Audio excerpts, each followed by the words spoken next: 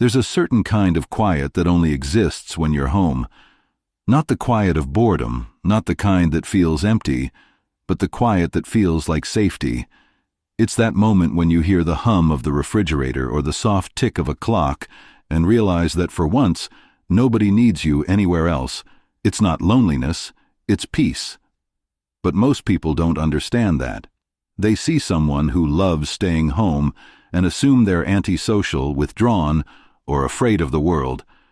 They think staying home means hiding from life. But for some people, home isn't an escape.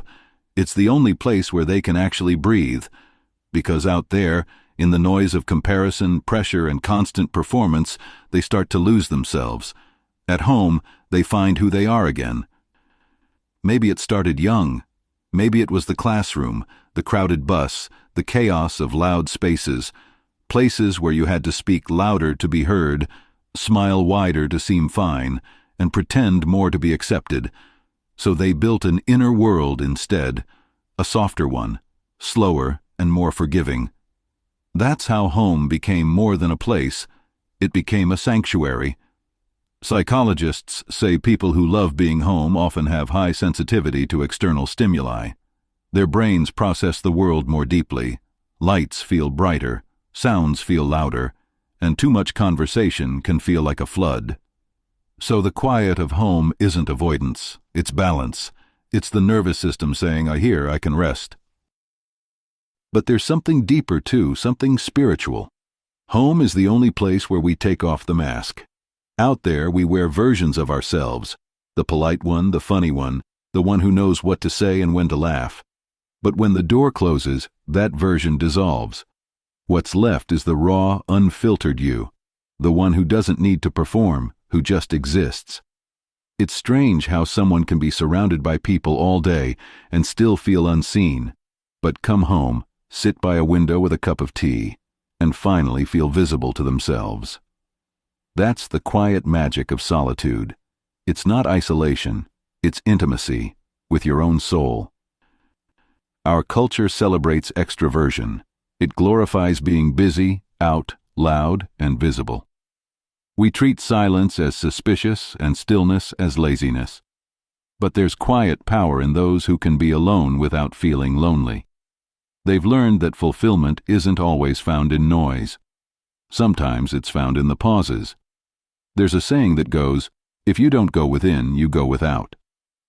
For people who love staying home, going within isn't withdrawal, it's alignment. It's how they process emotion, recover from overstimulation, and reconnect with what's real.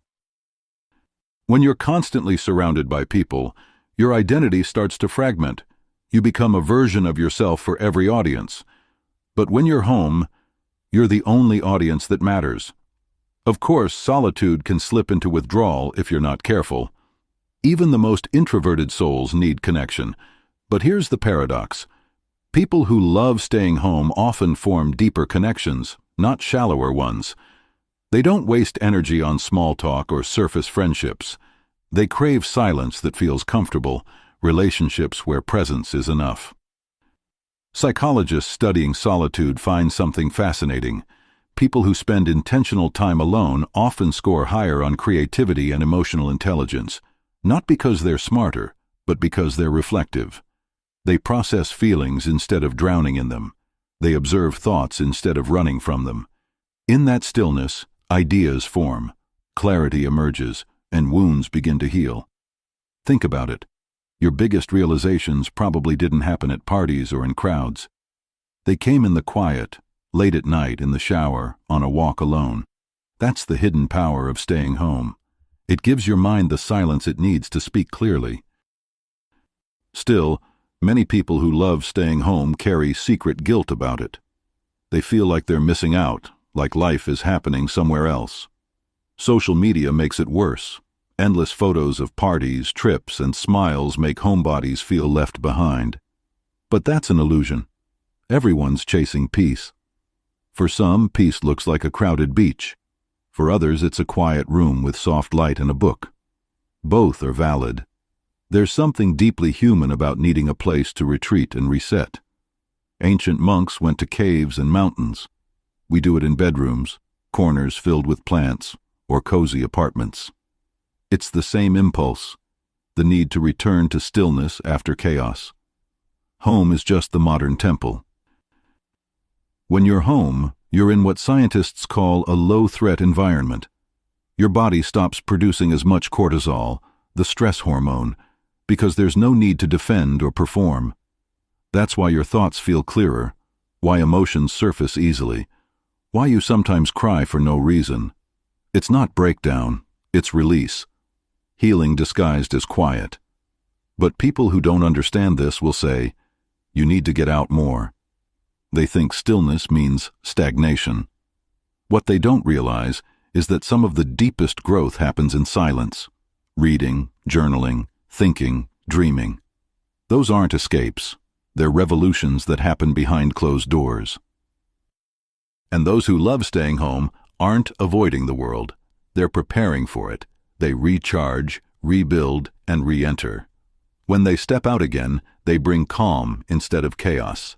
They've learned to carry stillness into the noise. That's rare. Routine also brings comfort. The brain loves predictability. It lowers anxiety. For home lovers, that predictability is sacred.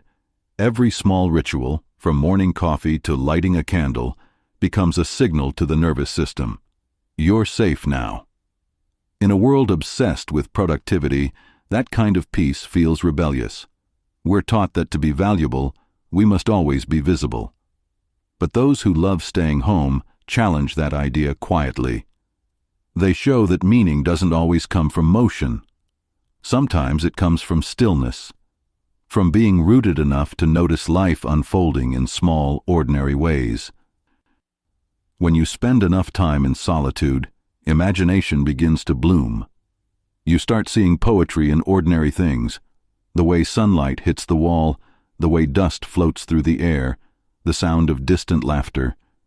It's a slower kind of happiness, one that doesn't need to be posted or shared. Silence stops being heavy, it becomes music. And that's what most people miss. The quiet ones aren't detached because they feel less.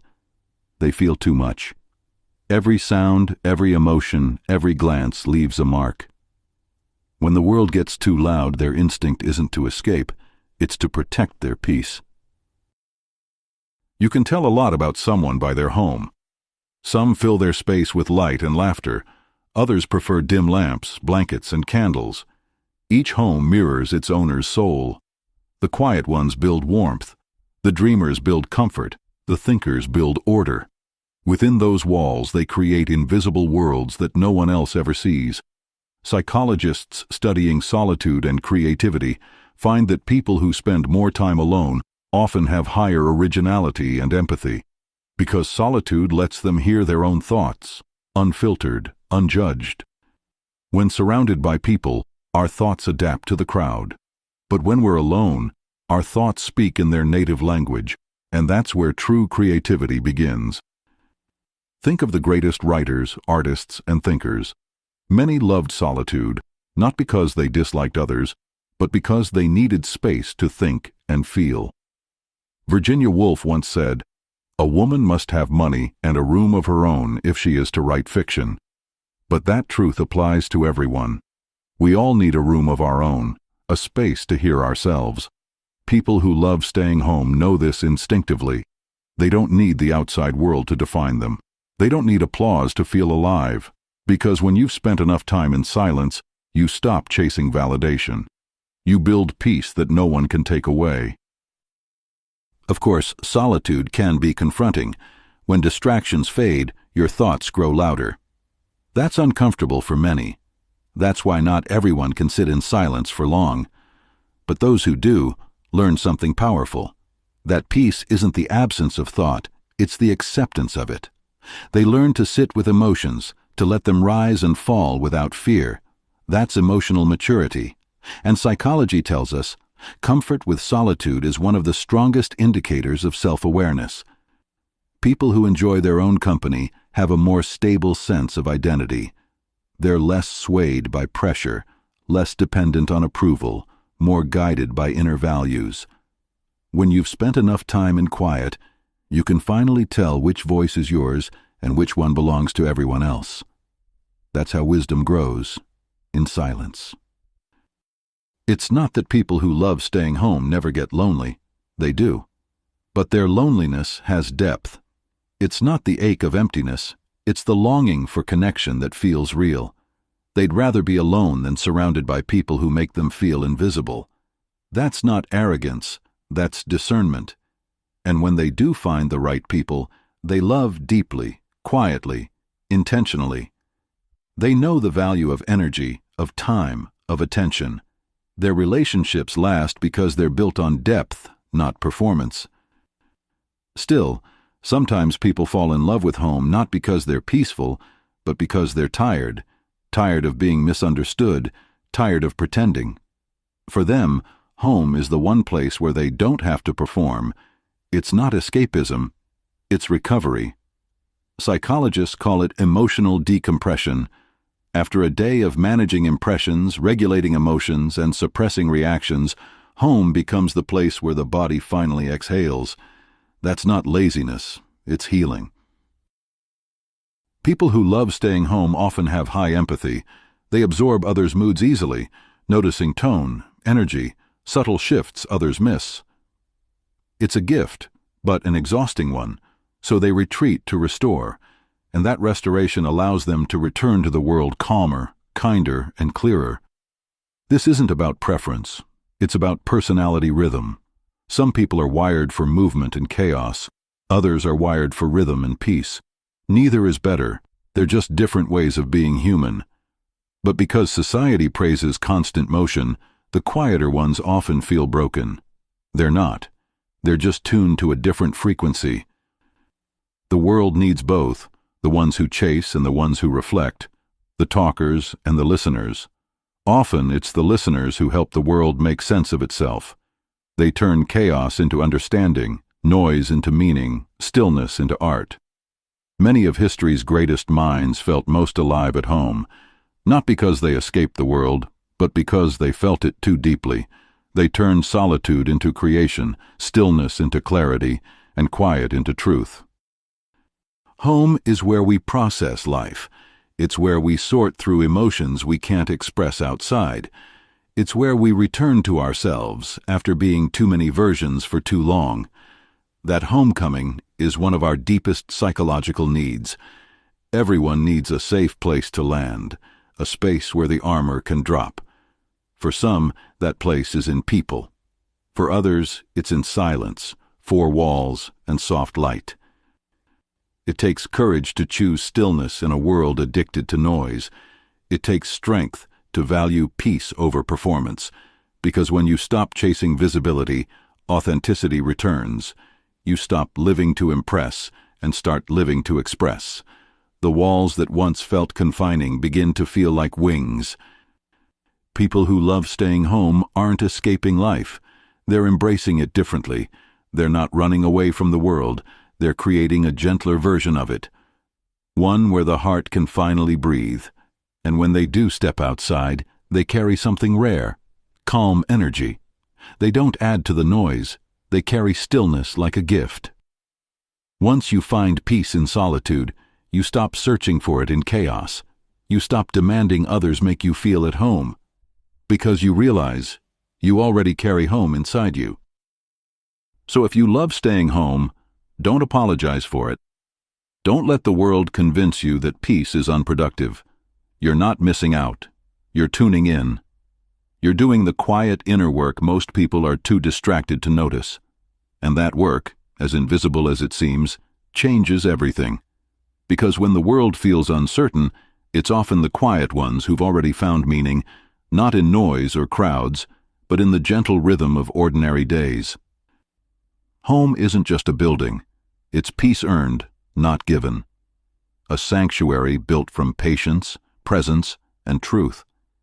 It's where you meet yourself again and again until one day you realize you were never alone. You were just coming home to yourself.